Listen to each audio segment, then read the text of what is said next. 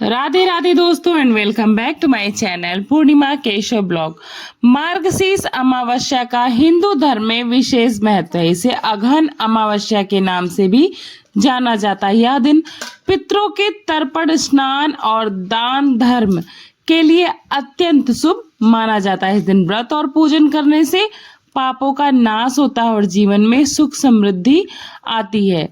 मार्गशीर्ष अमावस्या से जुड़ी एक प्रचलित व्रत कथा है जिसको सुनने मात्र से घर में दुख, दरिद्रता, गरीबी और किसी भी प्रकार का कलह कलेश हो या फिर पुरानी बीमारियां अवश्य दूर होती हैं। तो चलिए बिना देरी के कथा शुरू करते हैं। एक नगर में एक गरीब ब्राह्मण परिवार रहता था जिसमें पति, पत्नी और उसकी बेटी थी। परिवार बहुत ही साधारण था और साधारण जीवन भी व्यतीत करता था। एक दिन उसके घर में एक साधु महाराज आए।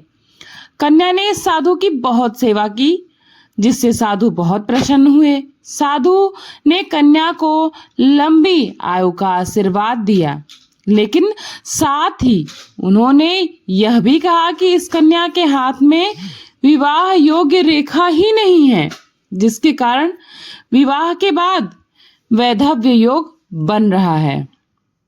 यह सुनकर ब्राह्मण दंपत्ति बहुत चिंतित हुए और उन्होंने साधु से इसका उपाय पूछा। साधु ने बताया कि पास के गांव में ना एक सोना नामक धोबिन रहती है जो बहुत ही पतिव्रता और उसमें बड़ा तेज है।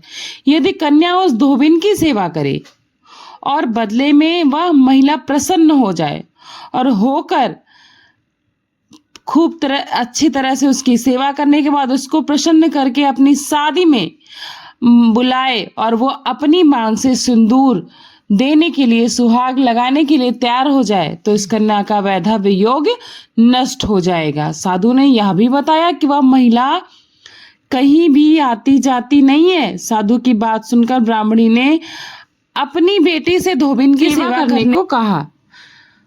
अगले दिन से ही कन्या सुबह जल्दी उठकर सोना धोबिन के घर जाती थी। वहां पर जाकर उसके घर की साफ सफाई और अन्य सभी काम, खाना बनाना, उसके घर का कपड़ा, बर्तन, चौका, हर चीज करती थी और बहुत सुव्यवस्थित तरीके से उसके घर को व्यवस्थित करके अपने घर वापस लौट आती थी। और यह काम वो एक दिन नहीं, कई दिनों तक करती रही, लेकिन धोबिन को पता नहीं चला कि यह काम कर कौन रहा है। उसके घर का काम कौन करता है और यूं ही चला जाता है। एक दिन सोना धोबिन ने देखा कि कोई सुबह सुबह उसके घर पे आता है और काम करके चला जाता है। उसने अपनी बहू से इस बात का पता लगाने को कहा। बहू ने अगली सुबह छिपकर देखा और कन्या को घर में आते हुए और काम करते हुए पकड़ लिया। जब वह कन्या जाने लगी तो सोना धोबिन उसके पैरों पर गिर पड़ी और पूछने लगी कि आप कौन हैं और आप मेरे घर पर आती हैं और इस तरह से चाकरी क्यों करती हैं। तब कन्या ने साधु के द्वारा कही गई सारी बातें सोना धोबिन को बताई। सोना धोबिन पतिपरायण थी और उसमें बहुत तेज था। वह उस कन्या की मदद के लिए तैयार हो गई। उस दिन अमावस्या थी।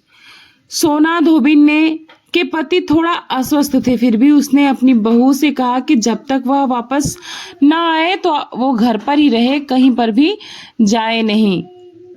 उसकी बहू बोली, ठीक है माँ जी, आप जाओ, जब तक आप नहीं आओगी मैं घर से क्षण मात्र को भी हिलूंगी नहीं। अब इतना आश्वासन पाने के बाद सोना धोबिन चली गई उस कन्या के साथ।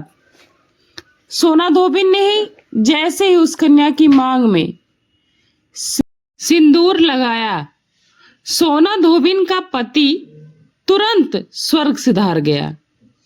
सोना धोबिन को इस बात का पता चल गया।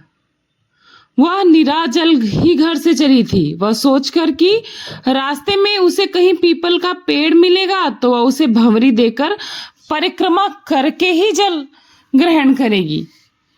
उसके बाद वो पीपल के पास पहुंचकर सोना धोबिन ने विधिवत रूप से पीपल के पेड़ की 108 बार परिक्रमा की और बिना जल ग्रहण किए अपने पति का स्मरण करते हुए प्रार्थना भी की। उसकी पतिव्रता के बल पर उसके पति को पुनः जीवन मिल गया। इस प्रकार मार्गशीर्ष अमावस्या के दिन सोना धोबिन के व्रत और उसकी पतिव्रता के कारण, उसके प्रभाव से कन्या का वैधव्य योग भी टला और उसके सुखमय जीवन के साथ साथ वैवाहिक जीवन का भी योग्य आजीवन के लिए बन गया। और तब से ही हर विवाह में धोबिन द्वारा सुहाग लेने की प्रथा प्रारंभ हुई। खासकर इधर यूपी में और बहुत सारी जगहों पे उत्तर भारत के और भारत के कई क्षेत्रों में धोबिन से सुहाग लेने की प्रथा इसीलिए क्योंकि सोना धोबिन का जो सुहाग था उसने उस कन्या के सुखमय जीवन को, वैवाहिक जीवन को अमरत्व का दान दिया था।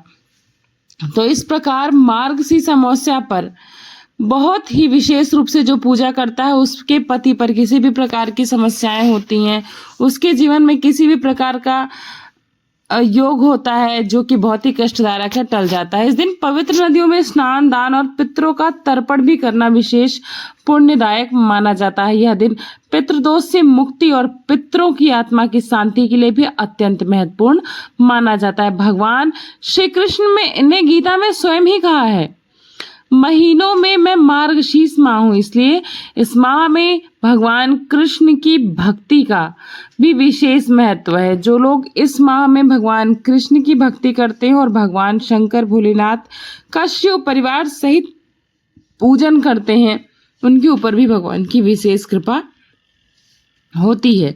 इस दिन देवी लक्ष्मी का भी पूजन करना बहुत ही शुभ माना जाता है। माना जाता है कि जिसके पति किसी भी प्रकार की स्वास्थ्य की बीमारियों से जूझ रहे हैं या फिर घर में कोई भी सदस्य है वो लंबी स्वास्थ्य वर्धक बीमारियों से, उसके बीमारियों में वृद्धि हो रही है, घट नहीं रही है, तो इस प्रकार इस व्रत को अगर वो करते हैं पूरे श्रद्धा भाव से और पूजन कराते हैं, दान धर्म करते हो, पीपल के परिक्रमा करते हैं, तो ये सारी चीजें, ये दुख उनके घर से जल्दी ही समाप्त हो जाते हैं और स्थायी रूप से सुख समृद्धि का वास होता है। तो ये कथा यहीं तक थी। आशा करती हूँ आप सभी को कथा पसंद आई होगी और इस चैनल पर अगर वीडियो के माध्यम से नए जुड़े हैं तो चैनल को सब्सक्राइब कर लीजिएगा, वीडियो को लाइक करिएगा और फ्रेंड्स एंड फैमिली के साथ शेयर करना बिल्कुल भी मत भूलिएगा, क्योंकि भक्तिदान महादान होता है और ज़्यादा से ज़्यादा इसको शेयर करिएगा। मिलती हूँ नेक्स्ट वीडियो में, तब तक के लिए अपना खूब सारा ख्याल रखिएगा। नमस्ते, प्रणाम, बाय बाय, जय श्री कृष्ण।